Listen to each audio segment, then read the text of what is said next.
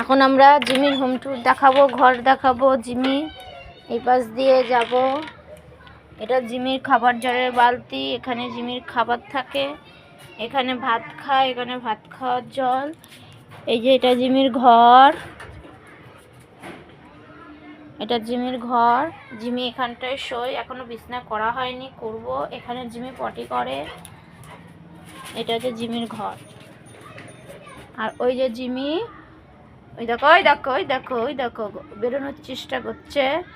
আমি তখন বেরোতে দেবো না, ঠিক করে রেখেছি। এদিকে জিমি আর পাশে বাসা বাড়ি। চলো জিমি বিছনা করে নিই।